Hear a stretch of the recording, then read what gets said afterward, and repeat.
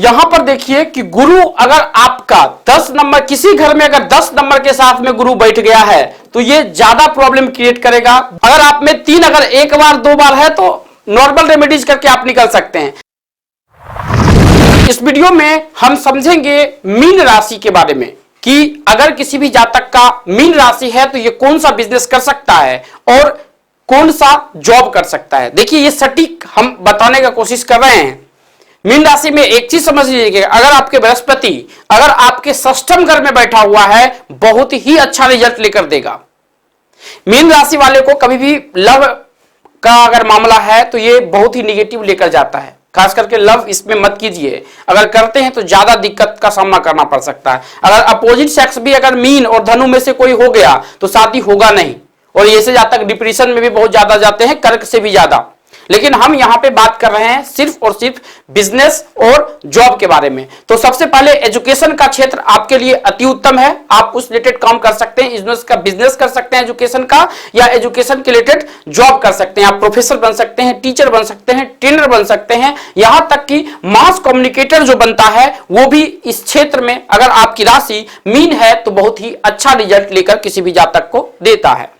यहां पर एक चीज और समझने का कोशिश कीजिए, किताब का अगर दुकान खोलना चाहते हैं, चाहे वो थोक हो या खुदरा हो, इसमें या उसके रिलेटेड अगर उसमें काम करना चाहते हैं तो आपके लिए अति उत्तम है। पान का दुकान, मिठाई का दुकान बृहस्पति के लिए बहुत ही उत्तम बताया गया है, या अदरवाइज उसका बिजनेस भी कर सकते हैं। फिल्म मेकिंग का काम आपके लिए बहुत अच्छा बताया गया है। और मीन राशि में, खास करके मीन राशि में शुक्र थोड़ा भी अच्छी स्थिति में है तो ऐसे जातक का जब आप नामकरण करते हैं तो फेम जरूर दीजिए।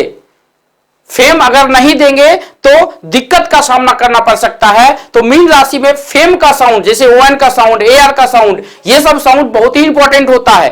तो ये देने का कोशिश कीजिए। ये जातक अपने नाम और इज्जत, चाहे वो बिजनेस में या जॉब में, अच्छे तरह से कर सकता है। आभूषण का दुकान खोल सकते हैं, आभूषण में भी ये जातक बहुत अच्छा काम कर सकता है।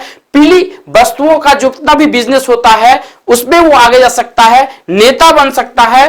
और गुरु का बहुत बड़ा योगदान होता है। अगर किसी का मीन राशि है या धनु राशि है, ऐसे जातक अगर सपोज कीजिए पॉलिटिक्स में चला गया और बहुत ऊपर तक चला गया तो वहां पर मान सम्मान बहुत ही अच्छा मिलता है। देखिए ऑटोमेटिक ऊपर जाएंगे तो मान सम्मान मिलेगा, लेकिन ये जरूरी नहीं है कि किसी भी क्षेत्र में आप ऊपर तक चले गए तो वहां से डिग्रीजन नहीं होगा। आदमी को ऐसे मीन राशि वाला थोड़ा सा कठिनाई होता है, क्योंकि मीन राशि में आर्थिक स्थिति जो है शुरुआती पीरियड में कमजोर ही देखा गया है। इस स्थिति में उसके कुंडली में बुध, मंगल और चंद्रमा, इस तीनों की स्थिति देखना होता है कुंडली में किस प्रकार का है, नहीं तो उसको सामना निगेटिव की तरफ लेकर जाएगा। और निगेटिव जब भी जा रहा है तो उसके न्यूमरोलॉजिकल चार्ट और एस्ट्रोलॉजिकल चार्ट दोनों को मिलाइए। कहीं बुध उसका अस्त तो नहीं है, क्योंकि बुध का यहां पे बहुत बड़ा योगदान होता है बृहस्पति में। तो मीन राशि में अगर बुध अस्त स्थिति में आ गया तो थोड़ा सा दिक्कत का सामना करना पड़ता है। तो इस स्थिति में हमको कुछ नहीं करना पड़ता है, गुरु का उपाय करना अति उत्तम है।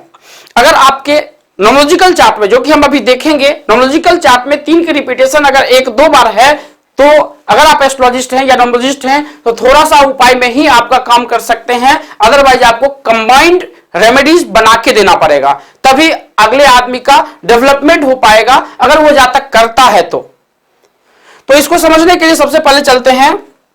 यहां पर देखिए कि गुरु अगर आपका 10 नंबर, किसी घर में अगर 10 नंबर के साथ में गुरु बैठ गया है तो ये ज्यादा प्रॉब्लम क्रिएट करेगा। बिजनेस और जॉब में जो हम मीन राशि के बारे में बता रहे हैं उसमें बहुत ही ज्यादा निगेटिव रिजल्ट लेकर देगा।